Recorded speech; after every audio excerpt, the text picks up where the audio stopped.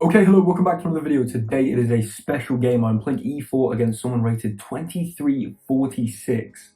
Now, this is the highest rated opponent that I have ever played. They go for e5, which is good. This is what I'm most comfortable in because we get a scotch. This is my favorite opening, 2346. They go for d6, which I've never really thought was a great move. It's just knight takes and then we trade queens like this. Wow, so just straight away in something of an endgame. I guess you could still argue it's a middle game. There's probably enough minor pieces to make that argument. But surely we're a tiny bit better here. We're going to play knight c3. It cannot be a bad move. Bishop comes out. Okay. Oh my god, I'm nervous now because I feel like surely I'm even a tiny bit... I must be a tiny bit better. No? The king's on the d file. I can probably castle queenside with check. To that end, actually, I will go bishop to e3. Ready to castle queenside with check, bring the rook to the open file with tempo, which, oh, if I go for that, it's just king c7. Huh. Oh my god, I'm gonna have to try and play this like Magnus right now. You have to take an endgame. I think I will castle queenside. We're gonna take an endgame that looks kind of dry and try and turn it into something beautiful. So honestly, I like f4, because if takes, bishop takes, that looks super pleasant to be on this diagonal where the king is. And if you don't take, maybe I play f5 or claim a bit of space. Could be an advantage. I really like f4. I think this makes a lot of sense. My opponent kind of lacking in the development here of their pieces. I mean, this is a free pawn. But then they're going to claim that back. Oh, I don't know. I'm so stressed. Takes here. I guess like knight g4. Maybe I should just go for f5, honestly. Claim a bit more space, play h3 and g4, and get like a huge pyramid here. Maybe going for g5, kicking this knight about. I think I will go for this. I think this kind of means I have to be slightly better, I think, with this extra bit of space. If I take this pawn, maybe less so, because maybe, I don't know, that was just a free pawn though, at least temporarily. My opponent might have had to work to get it back. I don't know. 2346 though. This would be a huge win if I can get it. 2178 is my current rating. Slowly getting that up towards that 2200 number. If we see knight g4 now, by the way. Okay, we don't have to even think about it. I think, actually, does bishop c4 not make a lot of sense going straight after this pawn? How do you defend that? Surely you don't want to play bishop e8. It just slows down the development of this rook. So bishop c4, what if knight g4 then? The only reason I'm so scared of knight g4 is because it hits the bishop, and if the bishop drops back, we're going to see knight to f2 forking the rooks here.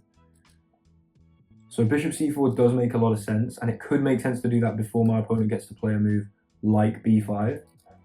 But here, knight g4, what's my response? Like bishop g1? I guess it's possible, because then whatever you play, I'm just going to play h3, then I go back, g4. Okay, we'll go bishop c4 here. I feel like I just have to be a bit better in this endgame. Okay, they attack the knight. They're going after this pawn, which is currently undefended. If I take, we see takes, pawn takes, knight takes here. That's not going to be good. Oh dear. Oh dear, oh dear, oh dear. I don't, what if like rook e1? There's still gonna be takes, knight takes. Okay. Oh, maybe it should be bishop d3 to just defend the pawn, but then there's takes, and my pawns are disgusting. No. How have I let this happen? Awful stuff. Okay, wait. I'm panicking. I'm giving my opponent too much respect here though. What should I do? What should I do? What if I go here?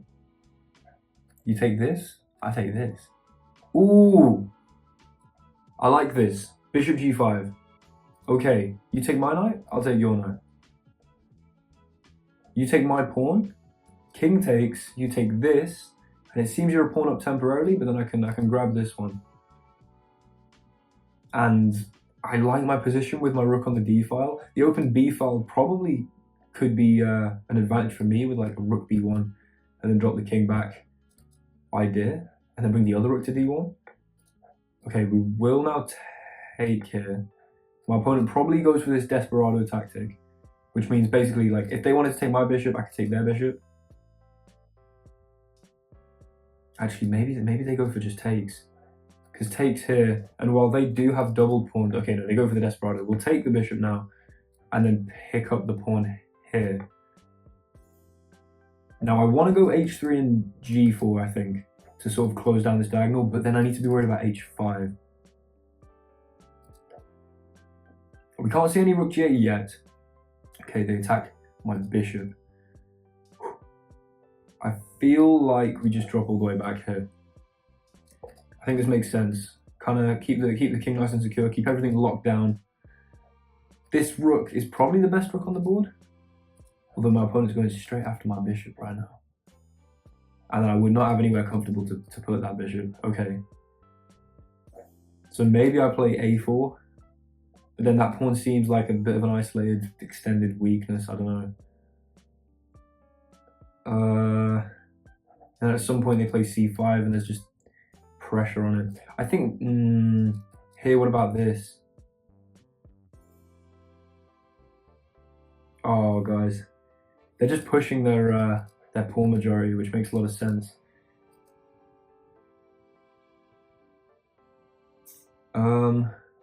I think I need to try and get like up and in somehow.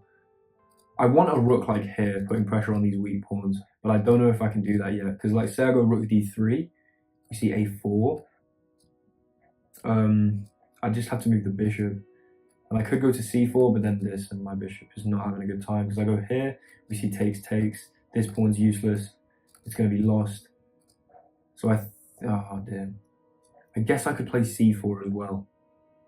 That's another possibility. But then c4 closes off the bishop's protection of the g8 square, so my opponent can go rook g8. We'll go a4. We'll go a4. I'm expecting b5. Oh, okay, they just go for this, putting pressure on the pawn straight away. Okay. I was kind of thinking I could go like king a3, and then try and go bishop c4, bishop b5. But if I go king a3 now, maybe we see this. Honestly though, I'm not too convinced by that. We're gonna go like this, because otherwise my opponent might go like here, and I take, and then they take this, and then this is like a passed pawn. So we're gonna protect this pawn with the king. Also mobilizes the bishop. It's no longer tied to defending this. I feel like my opponent's rooks aren't on brilliant files yet. Maybe they could be put on brilliant files, but I like this little pawn structure here. Although honestly, my opponent's got a lot of dark square pawns. Okay, I could go for this, which I'm honestly just going to because, okay, they take. I feel like I play c4.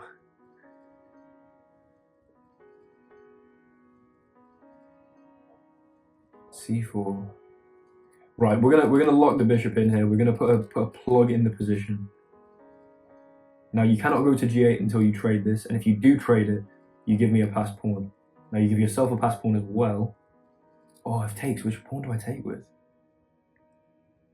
Because both of us gain protected passed pawns. Okay, c4, I don't know, maybe a bit rash, but it does also permanently sort of lock down the idea of b5, because we now just dominate that square. This is very interesting. I don't know who's better here, but this is well protected, and we've got a small space advantage, I think. And there's no rook g8 without trading the bishops. Okay, they do trade the bishops. Do I play rook takes? You know what? Why not? I want an excuse to lift the rook. I feel like this one might want to come across here. Maybe we want to come across to the d file. Now we're gonna have to take with the pawn. Okay, do we take with this pawn or this pawn? If I take with the c pawn, this is a passed pawn. My opponent probably comes up, tries to play the move like b5 at some point, and tries to roll down the board like this. But I do kind of keep a clamp on these pawns from being pushed. If I take with this pawn, this becomes a protected passed pawn. Okay, we're gonna play c takes. That could have been a huge mistake. But something's telling me I should take towards the center. I should keep this nice little secured structure. We now might see rook to g8. And I feel like ideally I would play h3, g4, but if rook g8, I wouldn't have time to go h3. Maybe I even consider rook g1, which looks passive immediately. Oh no, but then rook g4. And then this is a problem. Oh no. So rook g8, what do I do? Just g3, then rook g4, rook e1. I guess that makes sense because then at least the rook can't come in. Okay, we're gonna go g3, and if rook g4, rook g4, we're gonna go rook e1 to defend the pawn. Oh, damn. This doesn't feel pleasant. I think my king wants to be on c4. Okay, now we go rook e1, and maybe my opponent goes like h5, h4. Or they start pushing the pawn. I did want to go like this, so I guess that makes sense. But what if king here?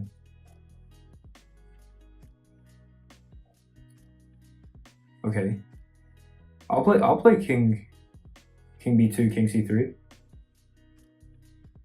What, are you gonna walk in here? Maybe. But then maybe it's time to go like rook b1, rook b5. I don't know. That might have been an overextension of the pawn. We're gonna come up. Keep an eye on the pawn. Now. Oh dear, what is going on? I could go rook e3, preparing to play h3 and kick this rook backwards. You know what? We're gonna go rook e3. I think this is kind of all locked up for now. The rook can't seemingly go anywhere for now, and if I play h3, we're gonna cut down even more on where that rook can go. This king does have to stay tied to this pawn running as well. This pawn is only 3 squares away from promotion, so actually this is arguably the scariest pawn in the position. I guess this pawn as well, but I've kind of got my king in front of it. Okay, now, you see, that's really annoying because I wanted to go h3, g4. h3, rook here.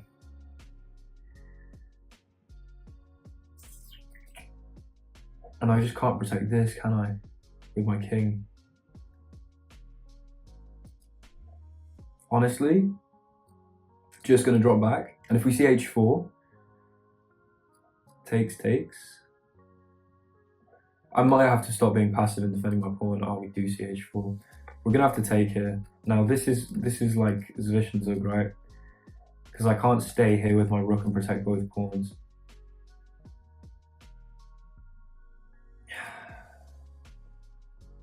What if I just go behind? You take this pawn and I push. Then what? Then rook here. Then I push again. You know what? We're going rook d2. We're getting behind the passed pawn and we're trying to push. My opponent, if they drop their king here, I can take this. You take this with check. I go up here. I don't know. But this is at least interesting. I feel like we have to try and be active now. Maybe we should have been active before. That could have been a bit of a mistake on my part. We could also see rook h3 check, but then it takes the pressure off e4. So it takes here. If rook here, I just push. Because you take backwards, I take with rook. And if you don't take backwards, like say you trade the rooks, you can go back with your king, but I'm just going to promote. So rook e4, I push. I don't know, that looks really dangerous. How do you defend this? Maybe you don't. Okay. I feel like my opponent has to put their king on d6. Then I take this, then you take this, then I go here.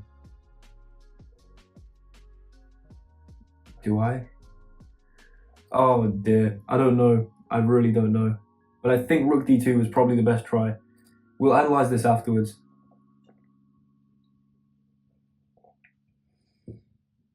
Oh, this would be such a huge win. This would be such a huge win for the Elo. Takes here. I like this. We do see the check. Got 2 moves. I mean, this I just give like rook b3 maybe. So I think going back to c2 kind of makes sense.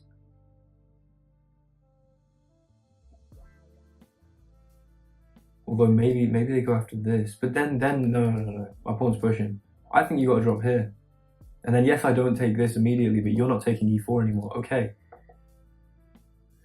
Okay, my king is kind of boxed in though, I'll be honest.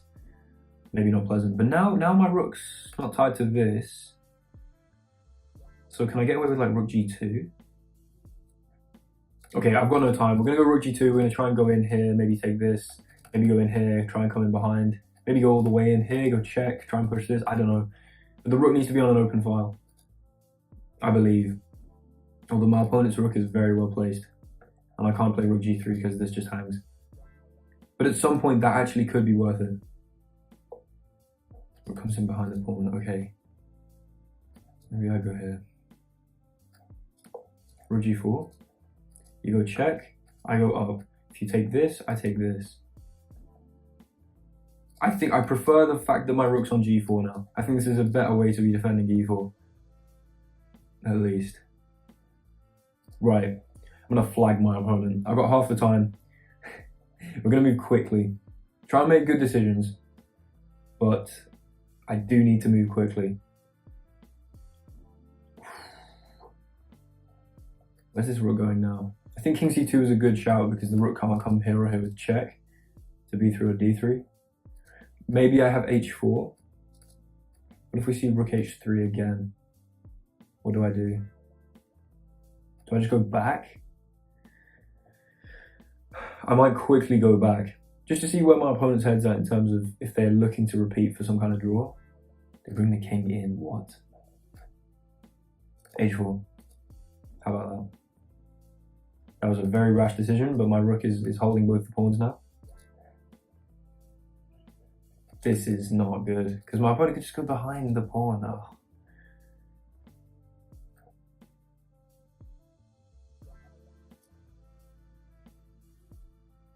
Oh, here, you take, check. Just this. Here, takes, here, takes. Right, we're going for this. I'm going to try and undermine this pawn. I'm probably like everything's falling now. Oh, no.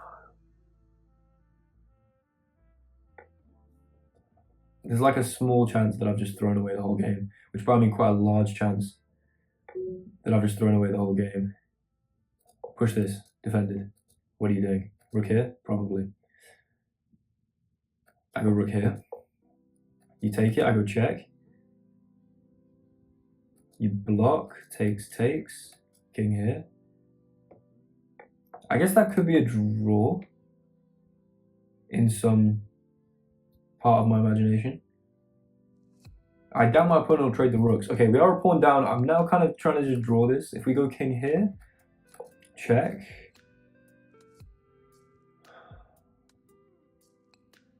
Yeah, we're gonna go check and take this. Oh no, but then you go here and I'm just gonna lose my pawn. Okay, we don't care. Here I've got no way of defending the pawn, but we're gonna go behind this one and try and take it with check. My opponent's got an outside passed pawn, which, okay, we'll go check. We can just keep attacking these pawns, they're separated. If they were connected, I'd be very, very worried. Let's see how my opponent's speed is. Because we're going to keep checking. Now I'm happy with the draw, I'll be honest. I should have been happy with the draw from the start. This guy's much higher rated than me, but of course we fight for a win. However, I kind of doubt this is going to be a win. Although, with the absolute speed merchant that I am. Oh, now the rook takes and protects the... Yeah, that was not good. Okay, what about this? Attack this pawn. It comes down. Let me go behind... But this rook doesn't have to move and I'm just never pushing this. Okay, we are just going to defend it temporarily though. Speed, speed, speed. Speed. All about the speed right now. Yep. All about the speed. All about the speed. What are you trying to do? What are you trying to do? I think this might be a draw. Go back. We don't want to let any checks happen. Maybe you go back here to prevent me pushing the pawn. I can't take this because that's mate. Jesus. Here. Get under. Check. Go here. Oh my god. I'm going to be able to clutch the draw. Take. Here. You have to go back. Here. Check. Oh my god.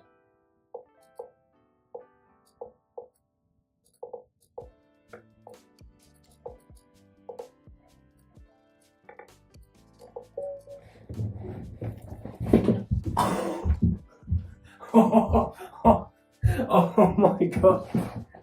Oh my god. 8 elo.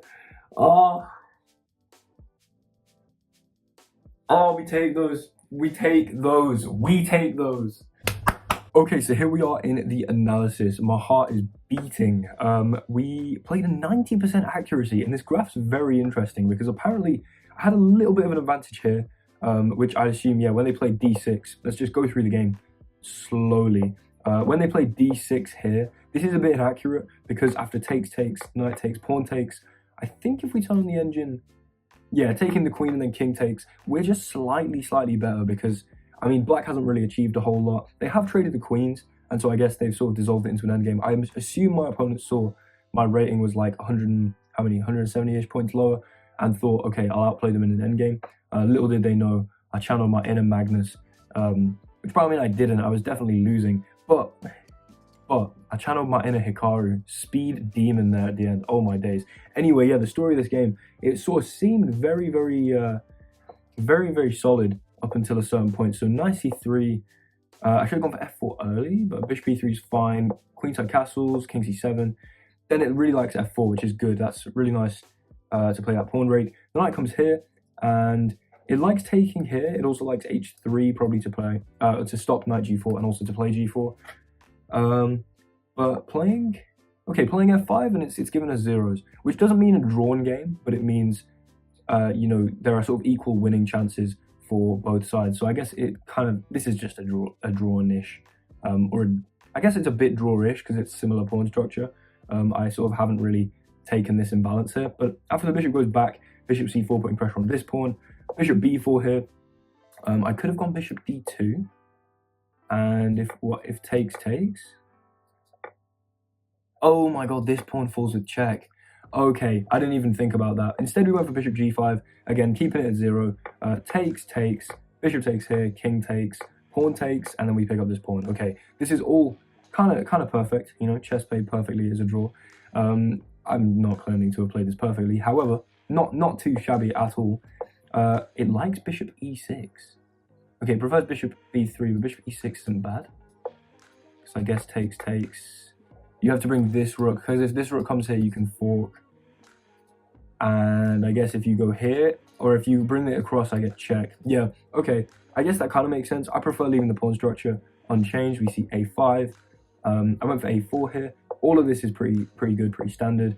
King comes up, bishop into the center, and then c4. Okay, it's kind of giving me a tiny bit of an advantage. You know, we'll take that. We'll take being a tiny bit up. It likes rook takes, I think. Maybe taking with the c pawn would have been better, keeping both rooks on. Then maybe I could have like stacked on the b file. That could have been interesting and gone for g3. Okay, but we took with rook. Rook takes, pawn takes. Yeah, good that I took with this pawn. The other one would not have been so good. This would have been weaker, and also f5 would have been weaker. Like rook here, g3. I'm assuming rook here. And yeah, rook f1, but like, I don't want to be stuck defending this. So yeah, then rook g4, and this is weaker. Okay, that makes a lot of sense. So it was good that I took with the other pawn, and then the rook comes across, g3, rook here, rook e1. This is all like pretty perfect up until now. Okay, the next few moves, king's pushed, king b2, king in, king c3, king in again, and then it likes d6 here. Wow, because if you take, then I guess I take here. I feel like that's sort of dissolving more into a drawish position. We kind of get rid of our passed pawns. Which I guess makes sense, but I brought my rook up instead, because if my opponent hadn't gone h5, say b6, I was going to go h3, kick the rook back, then play g4, and I thought that this might be quite pleasant for me, which the computer, I guess, slightly agrees with. And then here, we drop back. Here, Yeah, I think this is where it started becoming a little inaccurate. I should have gone... Taking wasn't great, because rook takes, and then, yeah, there's too many problems here. I should have gone for active counterplay with rook b2, which is, I think, what I mentioned in the video, because if takes, maybe we go check in here. Let's just have a look, actually. If rook b2 takes, yeah, check, king here. I can then take this, rook takes. I pick this pawn up. Okay, very interesting lines there, but honestly, takes, rook comes here, which is good, because let's say... Wait, what was I even calculating here? Check here.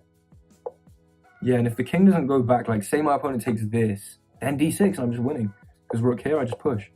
Awesome, okay, so all this was kind of correct calculation, but instead they go rook h3, king c2, perfect. Okay, king b2 would have been horrible because of this, of course. I feel like I didn't mention that in the video, but king c2, king goes back, rook goes across to the g file, and yeah, this is where it starts to slip away, because the rook comes behind here. Okay, rook g6, this is when I had like a minute left, my opponent had 2 minutes, so, you know, letting it slip away now, I'm not hating, because we takes here, d6, best move, only move now, actually. They shouldn't have taken that, they should have gone king d4, probably like hunted my king down, actually, and then push this pawn with tempo. Okay, but they take, we go d6, they go across, rook e6, only move again,